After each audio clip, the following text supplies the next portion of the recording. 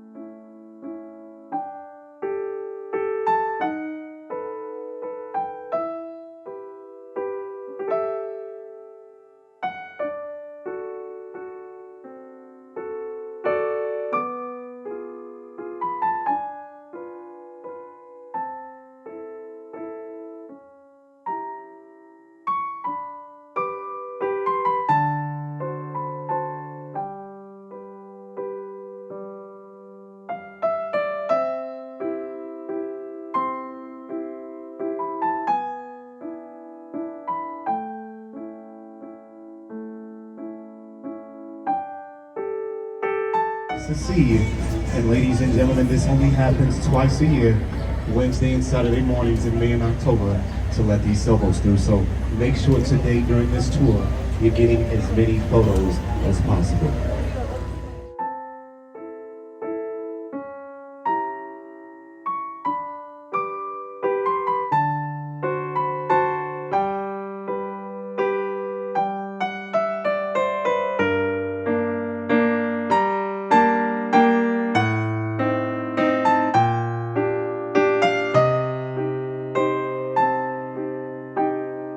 Somebody go into the water, grab a life ring, throw it out, yell, man overboard, let my crew know. We'll see it and we'll take care of it. 2 emergency exits on the upper deck, on the left side and the right side. Same thing, 2 emergency exits on the lower deck, left side and right side. Please don't stand on the seats. That goes for everybody, all ages, all sizes. That includes no sitting on the railings and no standing on the railings. I want to make sure we all stay safe.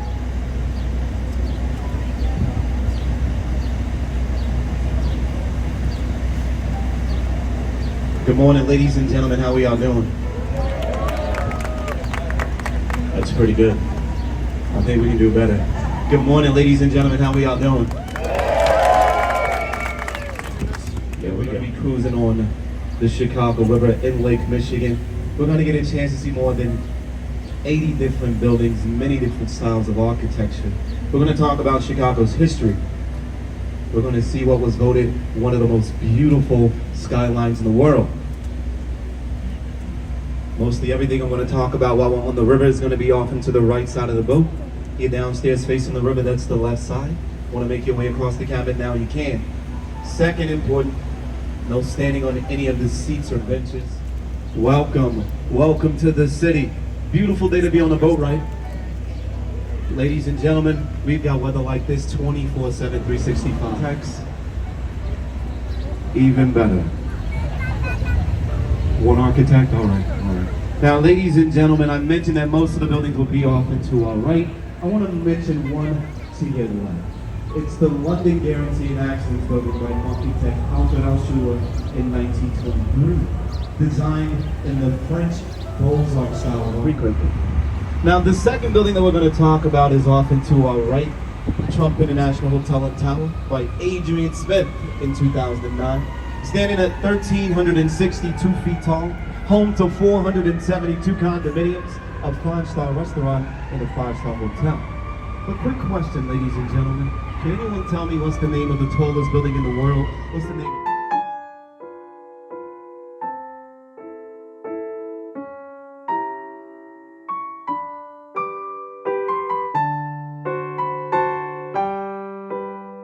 And Trump Towers needed over 16,000 truckloads of concrete for to be constructed right behind that steel and glass. And I mentioned, home to the 472 condominiums, penthouse here sold just last summer for $30 million. To a family in the suburbs, it's their second home. You've ever seen the film The Dark Knight?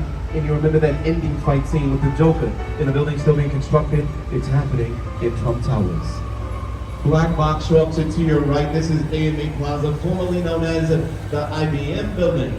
Completed by a German architect in 1971, his name, Mies van der Rohe. In his international style of architecture, believing there should be zero ornamentations alongside his building's philosophy, less is more. But if you have your cameras out, in front of us to the right, the two most photographed buildings in Chicago. This is Marina City, or known by their nicknames, the Corn Cobs of the Midwest. Completed by a student of Mies van der Rohe, his name Bertrand Goldberg. He did not agree with that less is more philosophy. He believes as there are no right angles in nature, there should be none in architecture. Ladies and gentlemen, we're not going to find any right angles in the two buildings here. And when you walk into your apartment, it is extremely narrow. Widens as you walk throughout the apartment, shaped sort of like a piece of pie of pizza. Each floor connected to a central stem. Think of petals on a flower. And when the buildings first opened, they were thought to be a city within a city, having their own ice skating rink, bowling alley, movie theater, grocery store, even that private marina. You've ever seen the films, The Blues Brothers, and Steve McQueen's last film, The Hunter? They were filmed here. That 1979 Pontiac was driven off of the 17th floor into the Chicago River. Speaking of the river, I know a lot of people typically tend to think that it is green due to the fact that we died on St. Patrick's Day. This is not the case. The Chicago River is green because this is a clay-based river and it mixes with the lake water.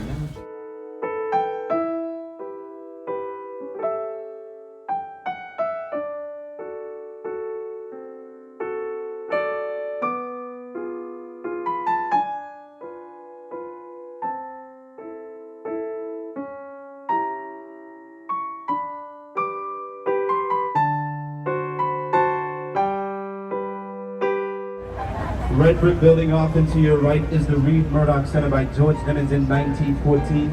Sheeted in that red brick. At the top you're going to find some terracotta ornamentations the wheat.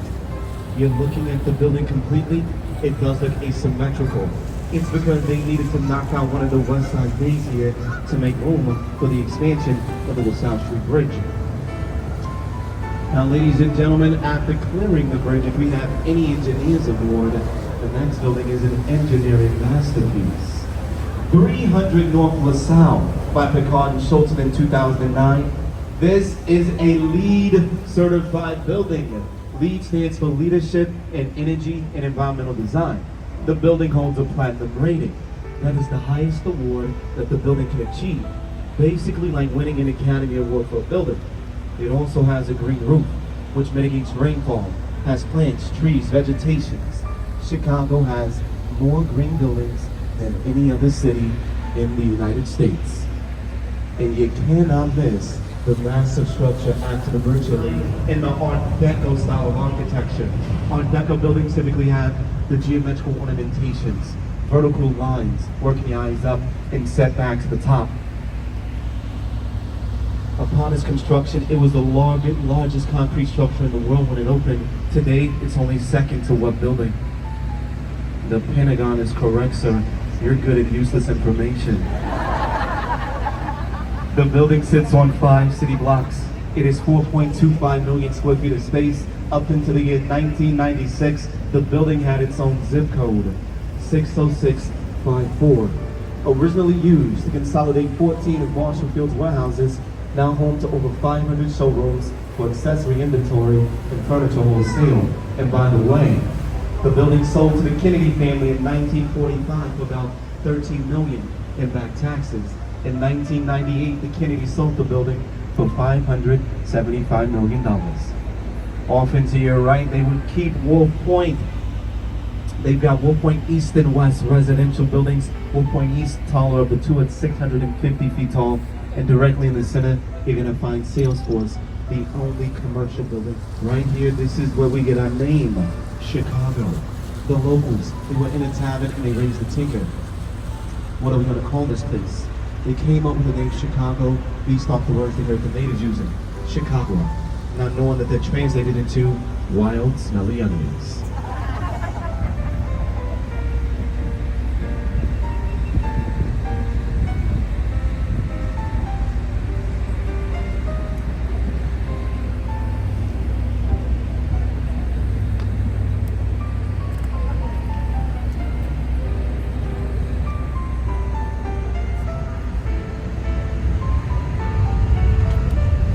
Now, ladies and gentlemen, what I want you to do is take your cameras out, turn around.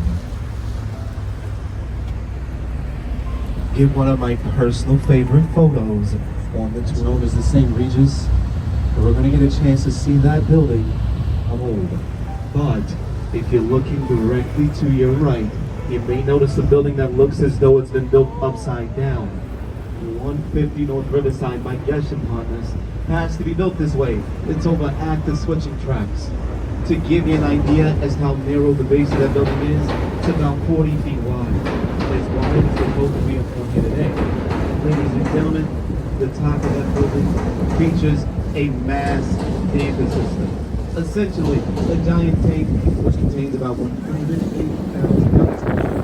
It's like the swing of the building when it wants to be blown by the wind. You see, the building is built like a swimming pool. When it wants to be blown east by the wind, 1,000 gallons of water goes to the west end of the building, all computer automated. It ends with the match on this, ladies and gentlemen. I'm only halfway through that movie. At eye level, how we doing? People love to wave at you when you're on a boat. Silver structure underneath the bridge, architecturally that's known as an eyelash, protects the pedestrians. The bridge connecting its east and west side, paying homage to the 37 bascule trunnion bridges here in the city of Chicago. Now, bascule basically translates into seesaw in French. You see our bridges, they are very well balanced. They weigh about 1,000 tons, take 108 horsepower to open, and they do open. You see, one city in the world does have more opening bridges than Chicago. Can you name it? Amsterdam, 101 opening bridges in Amsterdam.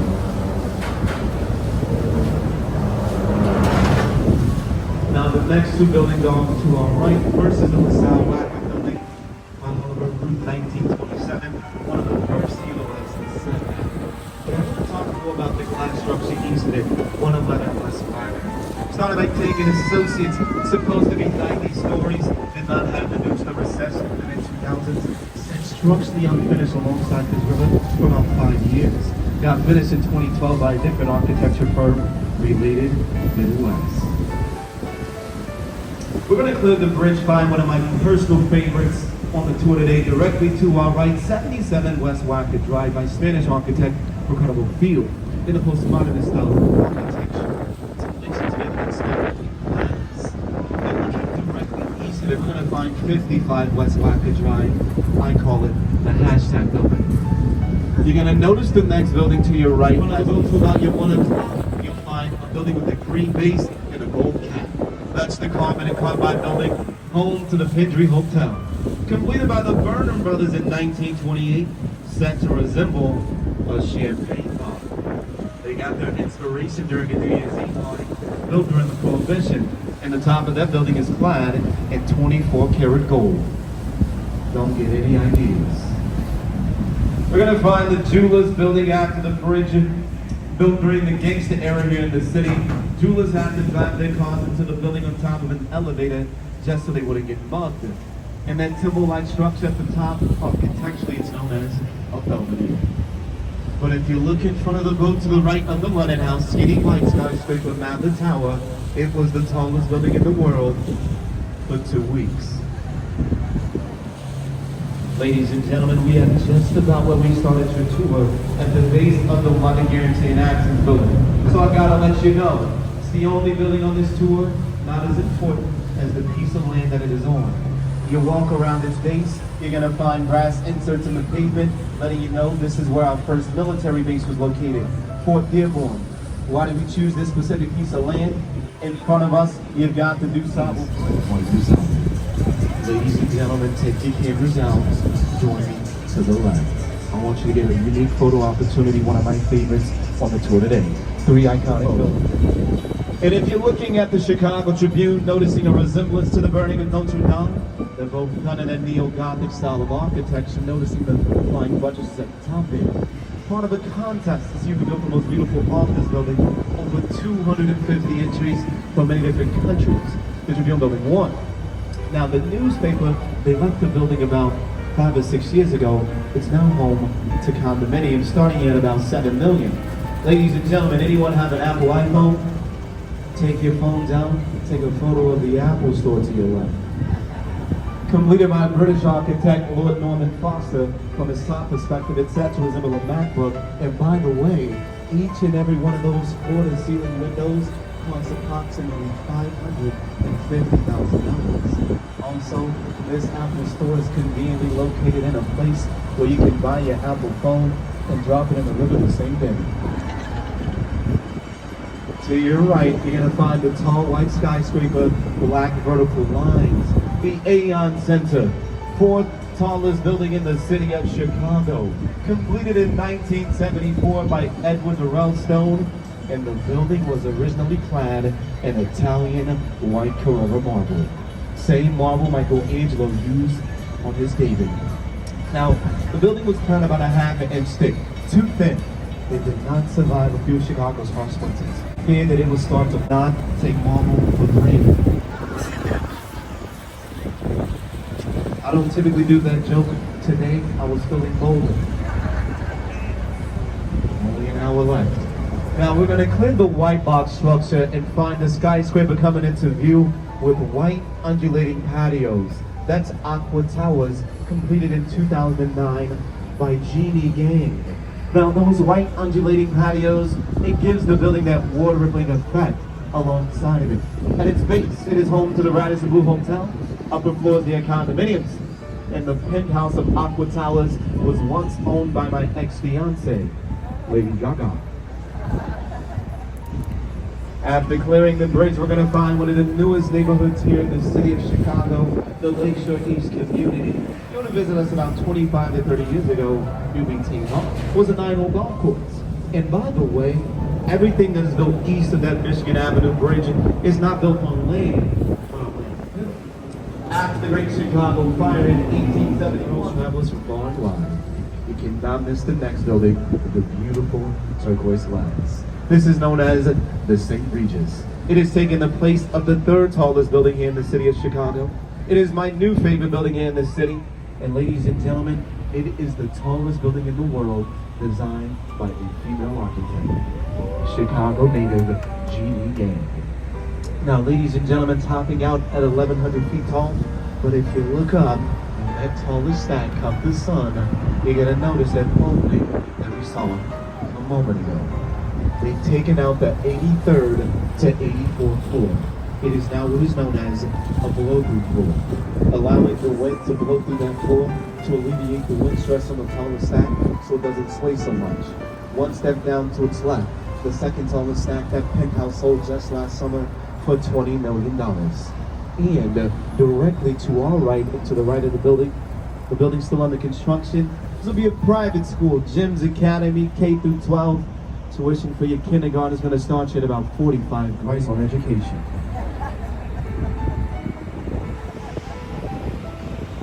Ladies and gentlemen, we've been cruising on this river for about 20 minutes now. Gotta let you know, it's one of the only bodies of water to have its direction of flow be reversed. You see, the river used to flow east. Then we're heading now into Lake Michigan. It now flows west. Why did we change this? In the 1800s, we were heavily...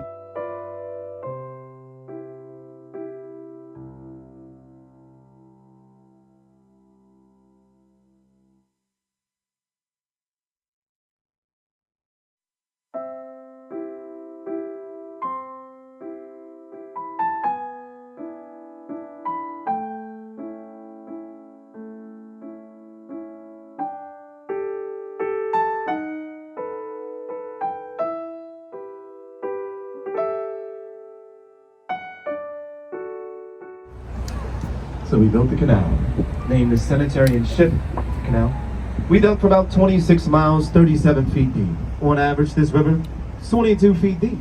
In the year 1890, we dammed off the north and the south branch of the river, and we started digging. After 10 years, we moved more dirt than the head of our canal. On that night of January 2nd, 1900, we'd opened up that South Branch's dam. Right here in Chicago, home field advantage. Folks in St. Louis smart. They started bottling up those St. Deadly waters, and they started selling it back to us. Still drinking today, it's called Budweiser. Now we did get sued by other neighboring states in a serious note: Michigan, Indiana, Wisconsin, even Canada. They feared that we'd be draining one of the 5 Great Lakes here, Lake Michigan. And they were right. It'd take about 400 years for us to drain it, about an inch. So we lost the lawsuit. And the result of it is directly in front of us, the Chicago Harbor Law. I'm going to be heading in there very shortly. Helping to mitigate how much water is let into the river, it is a process of 2 gates never open at the same time. A riverside, which is completely closed, and lakeside gate. And the Chicago lock is open 24/7, 365, completely free to use, opens on demand. You can be a kayak at 3 in the morning, they're going to open the gates for you. In front of you to the right, you're going to find the Chicago Marine Safety Station.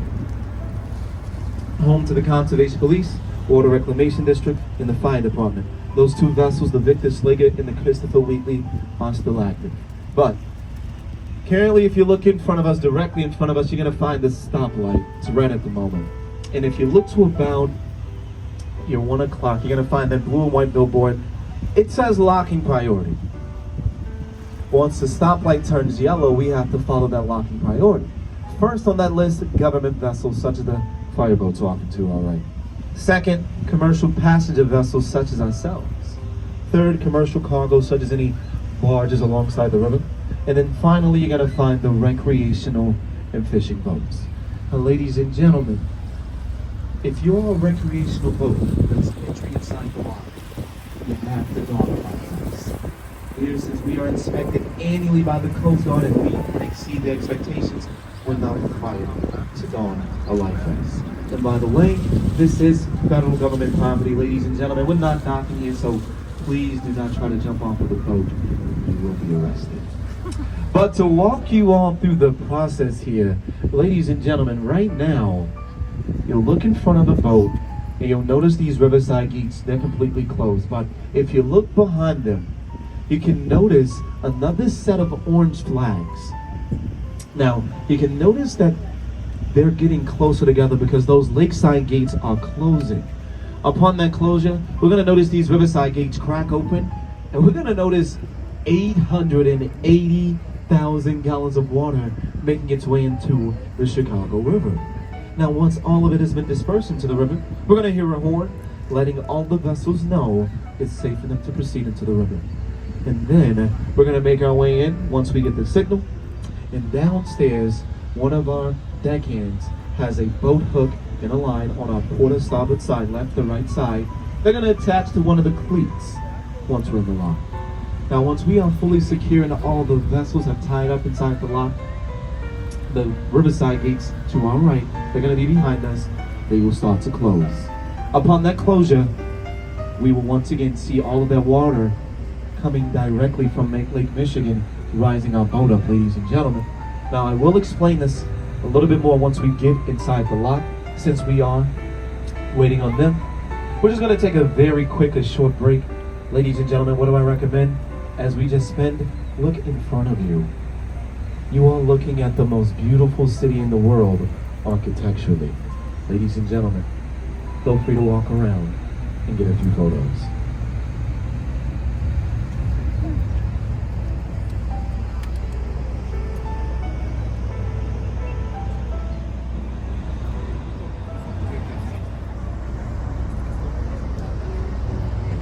Ladies and gentlemen, right now, look to your left. Look at the riverside gates and look at the water making its way inside the Chicago River. Now, we will get a chance to see this up close and personal once we are inside the lock, and we will also get a chance to watch our boat gradually rise up. You want to get a chance to walk around and see the Museum of Ice Cream? All right, you just stop by.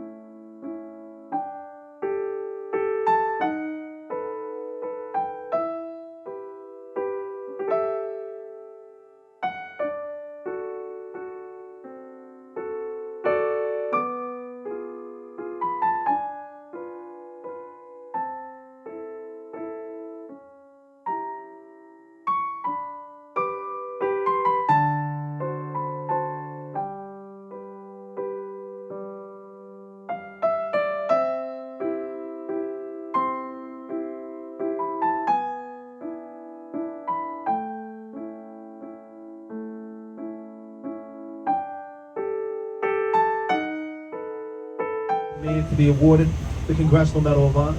This park's about 10.5 acres in his honor, ladies and gentlemen. Kind of mentioned that. And you're gonna notice something while you're visiting us. Chicago, we do love our green spaces. Every 5 or 6 blocks or so, you're gonna notice a park. And with so many people wanting to live downtown, you're gonna notice that most of those parks have a dog park attached to them. Ladies and gentlemen, you're new to a city and you want to meet people, get a dog. Go to the doggy park at about 5 or 6 in the morning, you're gonna meet a bunch of people. Just last August, I adopted an English bulldog, met about 100 people in a week. Behind those trees, you're gonna find the Jardine filtration plant named after our first chief water engineer, James W. Jardine. Ladies and gentlemen, we filter 1 billion gallons of water each and every day here in the city of Chicago.